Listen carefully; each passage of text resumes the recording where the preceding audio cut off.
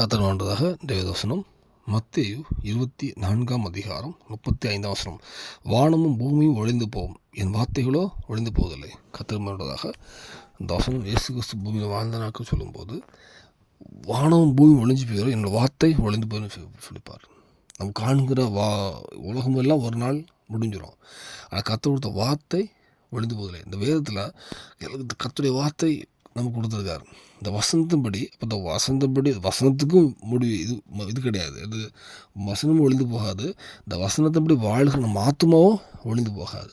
நீ காண்கிற வானம் பூமி எல்லாமே போயிடுமா, எல்லாம் ஒரு கடைசி காலத்தில் எல்லாம் போயிடும், ஆனால் வசனம் ஒழிந்து போகாது. இந்த வேளையில் நம்ம வசனத்தின்படி வாழ, அதை படிக்கணும், அதுபடி வாழ ஒப்பு கொடுப்போமானால் நம்ம ஆத்துமாவும் ஒழிந்து போவதில்லை. ஏன்னா வசனமும் ஒழிந்து போகாது, அதுபடி வாழ்கிற நம்ம ஆத்மாவும் ஒழிந்து நித்திய ஜீவன் நடத்துவார். இந்த வேளையில் வேதத்துக்கு நம்ம முக்கியத்துவம் கொடுத்து, இதுக்கு முன்னாடி பைபிள் படிக்கல பிரயலாம் இருந்தாலும் நீங்கள் ஒரு வேதம் படிப்போம், அதன்படி வாழணும். வேதம் படிக்க மட்டும் இல்லை, அதன்படி வாழ நீங்கள் பிரயாசப்படும் போது கொஞ்சம் கொஞ்சமாக நீங்கள் கர்த்தருக்கு பிரியமாக ஒரு வார்த்தைக்கு வரும்போது உங்கள் வாழ்க்கையும் ஒரு நிலையான வாழ்க்கை போகும். வேதம் சொல்லுது வானமும் பூமி, நீங்கள் வாழ்கிற வானம் பூமி எல்லாமே அழிஞ்சு போயிடும், கர்த்தருடைய வார்த்தை ஒழிந்து போவதில்லை. நம்ம அந்த வார்த்தையை ஒழிந்து போவதில்லை, அந்த வார்த்தை பின் வாழும்போது நம்ம ஆத்மா ஒழிந்து போவதில்லை. நீ ஒரு விஷயம் வசனத்தை படிக்கவும் அதனுடைய வாழவும் ஒப்பு கொடுப்போம், கண்டிப்பாக அந்த பூமியிலும் தேவன் சாட்சி ஒரு வாழ்க்கை தருவார்.